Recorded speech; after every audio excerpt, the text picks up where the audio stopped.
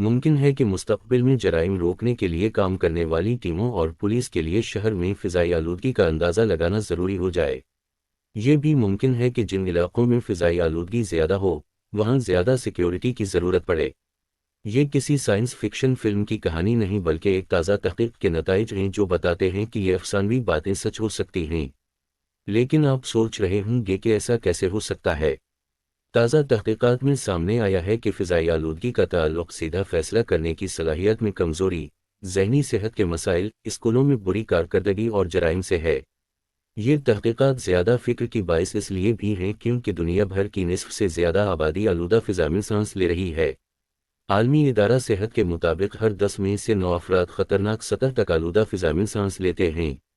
کچھ اندازوں کے مطابق ہر سال فضائی آلودگی کی وجہ سے دنیا بھر میں تقریباً 70 لاکھ افراد جان سے ہاتھ دھو بیٹھتے ہیں۔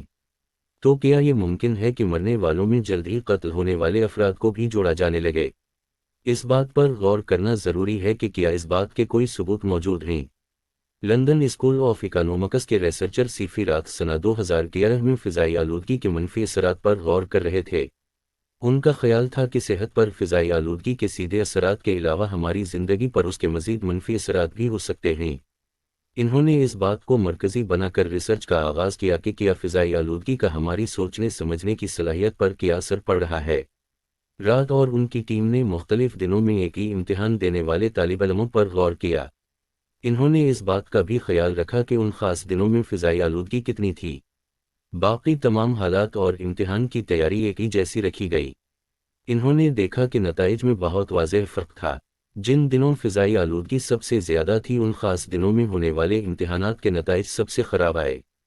تاہم جس دن فضائی آلودگی سب سے کم تھی اس دن کے نتائج سب سے اچھے تھے۔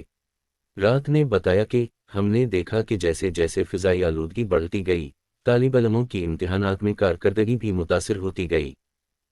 تحقیقاتی ٹیم نے لندن کے مختلف علاقوں سے جرائم سے متعلق 2 برس کے اعداد و شمار پر غور کیا۔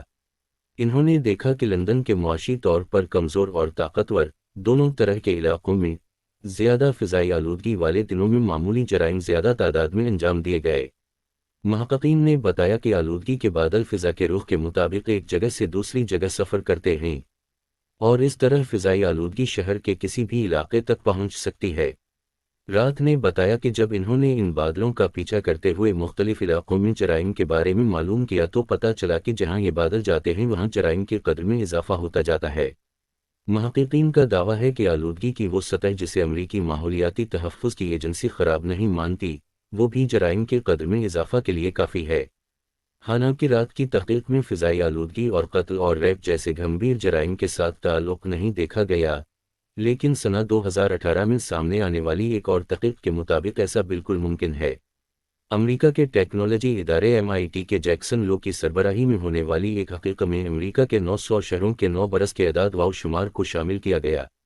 اس تحقیق میں دیکھا گیا کہ فضائی آلودگی کو 6 بڑے جرائم سے جوڑ کر دیکھا جا سکتا ہے۔ جنوبی کیلیفورنیا کی یونیورسٹی کی ڈائنا یونان کی 12 برس تک چلنے والی تحقیق میں جرائم کا تعلق فضا میں موجود ایک خاص ذرہ PM2.5 کے ساتھ دیکھا گیا۔ تاہم انہوں نے بھی یہی دیکھا کہ جن علاقوں میں فضائی آلودگی زیادہ تھی وہاں جرائم بھی زیادہ ہو رہے تھے۔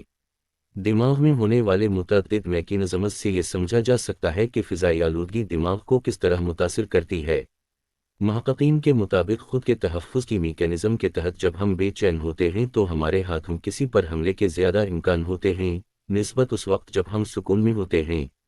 یعنی فضائی آلودگی میں اضافہ سے بے چینی بڑھنے کے ساتھ نقصان دہ رویہ میں اضافے کے امکانات بھی بڑھتے جاتے ہیں۔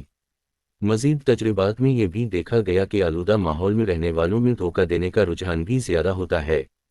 تاہم یہ تحقیقات ابھی آغاز ہی سمجھی جا رہی ہیں۔ ماہرین کا خیال ہے کہ فضائی آلودگی کے بارے میں مزید نقصانات سامنے آ سکتے ہیں۔ محققین کے مطابق جب آپ آلودہ فضا میں سانس لیتے ہیں تو آپ کے جسم میں جانے والی آکسیجن کی مقدار بھی کم ہوتی ہے، یعنی آپ کے دماغ تک جانے والی صاف ہوا بھی کم ہو جاتی ہے۔